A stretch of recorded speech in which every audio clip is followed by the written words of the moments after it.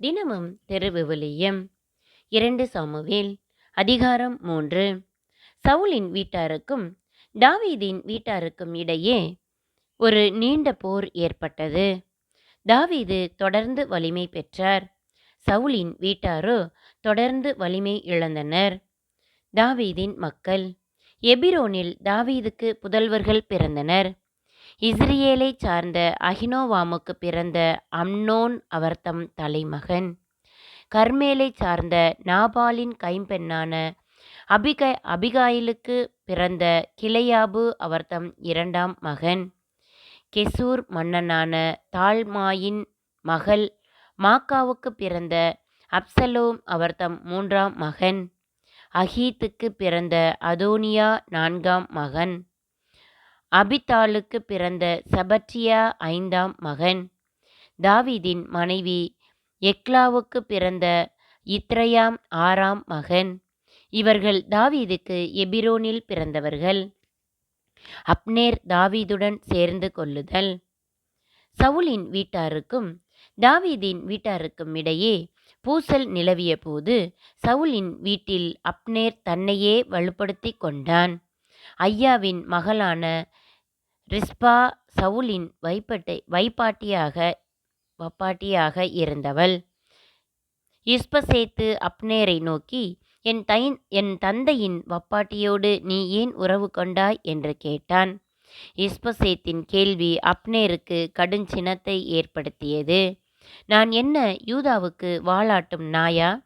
உன் தந்தை சவுலின் வீட்டாருக்கும் அவருடைய சகோதரர்கள் நண்பர்களுக்கும் இன்று நான் உண்மையுள்ளவனாய் இருக்கிறேன். தாவீதின் கைகளில் உன்னை நான் ஒப்புவிக்கவில்லை. நீயோ இன்று என் மீது ஒரு பெண்ணை குறித்து குற்றம் சாட்டுகிறாய். தாவீதுக்கு கடவுள் ஆணையிட்டு கூறியவாறே சவுலின் வீட்டிலிருந்து அரசை நான் மாற்றம் செய்து தானிலிருந்து பெயர்செபா வரை இஸ்ரேல் மீதும் யூதா மீதும் தாவீதின் அரியணையை நிறுவவில்லை என்றால் கடவுள் அப்னேருக்கு உரியதும் கொடுமையானதுமான தண்டனையை அளிப்பாராக என்று அப்னேர் கூறினான். இஸ்பசேத்து அப்னேருக்கு அஞ்சியதால் மறுமொழி ஏதும் பேசவில்லை. பிறகு அப்னேர் தன் சார்பாக தாவீதிடம் தூதனுப்பி, நாடு யாருடையது? என்னோடு உடன்படிக்கை செய்து கொள்ளும் அனைத்து இஸ்ரேலையும் உம்மிடம் கொண்டு வர எனது கை உம்மோடு இருக்கும் என்று கூறினான். தாவீது, நல்லது, நான் உன்னோடு உடன்படிக்கை செய்து கொள்கிறேன். ஆனால் உன்னிடமிருந்து நான் ஒன்றை கேட்கிறேன். அதாவது, நீ என் முன் வரும்போது சவுலின் மகள் மீகாலை கொண்டு வர வேண்டும். இல்லையெனில் என் முகத்தில் விழிக்காதே என்று மறுமொழி கூறினார். அதற்கு பின் தாவீது சவுலின் மகன் இஸ்பசேத்திடம் தூதனுப்பி, பெலிஸ்தியர் 100 பேரின் நுனித்தோலை ஈடாக கொடுத்து நான் மணந்த என் மனைவி மீகாலை எனக்கு கொடு என்று கேட்டார். இஸ்பசேத்து ஆள் அனுப்பி அவளை அவன் கணவன் இலாசியின் மகன் பல்தியேலிடமிருந்து கொண்டு வரச் செய்தான்.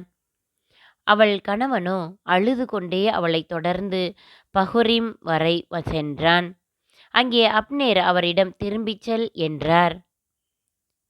அவனும் திரும்பிச் சென்றான். அப்னேர் இஸ்ரேலின் பெரியோர்களிடம் இவ்வாறு பேசினான். தாவீது உங்கள் மீது ஆட்சி செய்ய வேண்டும் என்று கடந்த சில நாட்களாக நீங்கள் விரும்பிக் கொண்டிருந்தீர்கள். இப்போது அதை நிலைநாட்டுங்கள். ஏனெனில் ஆண்டவர் தாவீதிடம், என் ஊழியன் தாவீதின் கையால் என் மக்கள் இஸ்ரேலை பெலிஸ்தியரிடமிருந்தும் அவர்களின் அனைத்து எதிரிகளிடமிருந்தும் நான் காப்பாற்றுவேன் என்று கூறியுள்ளார். அப்னேர் பென்யமீனியரோடு தனியாக பேசிய பின் எபிரோனுக்கு சென்று இஸ்ரேலுக்கும் பென்யமீன் வீட்டாருக்கும் நல்லதெனப்பட்ட அனைத்தையும் தாவீதிடம் எடுத்து கூறினான். அப்னேர் 20 ஆட்களோடு தாவீதை காண எபிரோன் வந்தான். அப்னேருக்கும் அவனோடு இருந்த ஆட்களுக்கும் தாவீது விருந்து படைத்தார். பிறகு அப்னேர் தாவீதிடம், நான் எழுந்து சென்று அனைத்து இஸ்ரேலையும் அரசரும் என் தலைவருமாகிய உமக்கு முன் ஒன்று திரட்டி வருகிறேன். அவர்கள் உம்மோடு உடன்படிக்கை செய்து கொள்ளட்டும். நீரும் உம் விருப்பப்படி ஆட்சி புரியலாம் என்று கோரினான். தாவீது அப்னேரை வழியனுப்ப அவனும் பாதுகாப்புடன் சென்றான். அப்னேர் கொலை செய்யப்படல். அப்போது தாவீதின் பணியாளர்களும் யோவாபும் கொள்ளையடித்து திரும்பினர். தங்களோடு மிகுதியான கொள்ளைப் பொருட்களை கொண்டு வந்திருந்தனர். அச்சமயம் அப்னேர் தாவீதோடு எபிரோனில் இல்லை. ஏனெனில் ஏற்கனவே அவன் வழியனுப்பப்பட்டு பாதுகாப்புடன் சென்று விட்டான். யோவாபும் அவனோடு இருந்த படைவீரர் அனைவரும் வந்தபொழுது நேரின் மகன் அப்னேர் தாவீதிடம் வந்தான். அவர் அவனை வழியனுப்ப அவனும் பாதுகாப்புடன் சென்று விட்டான் என்று யோவாபிடம் கூறப்பட்டது. யோவாபு அரசனிடம் சென்று, நீர் என்ன காரியம் செய்தீர்?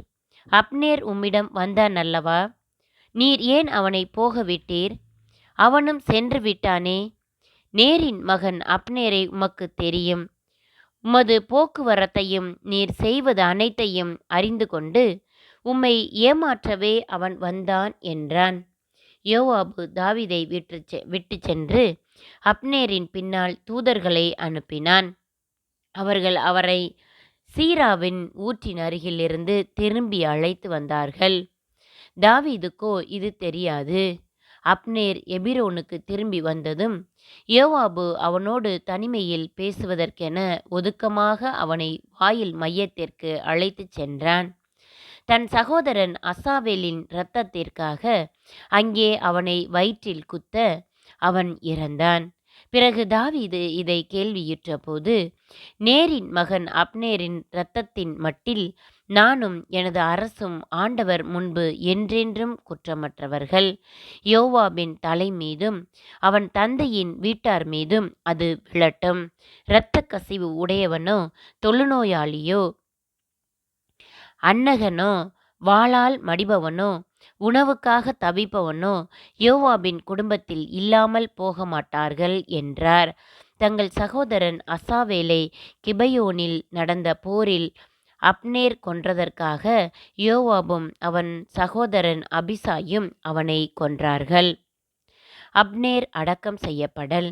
உங்கள் உடைகளை கிழித்து கொள்ளுங்கள், சாக்கு உடைகளை அணியுங்கள், அப்னேருக்கு புலம்புங்கள் என்று தாவீது யோவாபுக்கும் அவனோடு இருந்த அனைத்து மக்களுக்கும் கட்டளையிட்டார். பாடையின் பின்னால் அரசர் தாவீதும் நடந்து சென்றார். அப்னேரை எபிரோனில் அடக்கம் செய்தார்கள். அப்ரேனின் கல்லறை அருகே தாவீது தம் குரலை உயர்த்தி அழுதார். மக்கள் அனைவரும் அழுதார்கள். அரசர் இவ்வாறு கூறி புலம்பினார். மூடன் மடிவது போல் அப்னேர் மடிய வேண்டுமா? உம் கைகள் விலங்கிடப்படவில்லை, உம் பாதங்கள் கட்டப்படவில்லை. தீயோர் முன் வீழ்பவன் போல் நீயும் வீழ்ந்தனையே. மீண்டும் அனைத்து மக்களும் அவனுக்காக புலம்பினார்கள். பிறகு மக்கள் அனைவரும் தாவீதிடம் வந்து பகலாக இருக்கும் போதே உண்ணும்படி அவரை தூண்டினர். கதிரவன் மறைவதற்குள் நான் உணவையோ வேறு எதையோ சுவைத்தேனாகில் கடவுள் அதற்கு தக்கவாறும் அதற்கு மேலும் என்னை தண்டிப்பாராக என்று தாவீது ஆணையிட்டு கூறினார். மக்கள் அனைவரும் இதை கேட்டார்கள். அவர்களுக்கு அது நல்லதெனப்பட்டது. அரசன் செய்ததெல்லாம் மக்கள் அனைவருக்கும் நல்லதெனப்பட்டது. நேரின் மகன் அப்னேரின் கொலையில் அரசருக்கு பங்கில்லை என்று மக்கள் அனைவருக்கும் அனைத்து இஸ்ரேலருக்கும் அன்று தெரிய வந்தது. மேலும் அரசர் தம் பணியாளர்களிடம் இவ்வாறு கூறினார். இன்று இஸ்ரேலில் தலைவனும் உயர்குடி மகனுமான ஒருவன் மடிந்துவிட்டான் என்று நீங்கள் அறியீரோ? நான் அரசனாக திருப்பொழிவு செய்யப்பட்டும் இன்று வலுவிழந்தவனாக இருக்கிறேன்.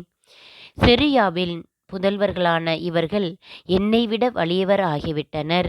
தீங்கிழைப்பவனுக்கு அங்கு அவன் தீங்கிற்கு ஏற்ப ஆண்டவன் தண்டனை வழங்கட்டும். ஆமீன். இன்றைய இறைவார்த்தை. நாளைய வாழ்வின் வழி. வாசிப்போம், வாழ்வாக்குவோம்.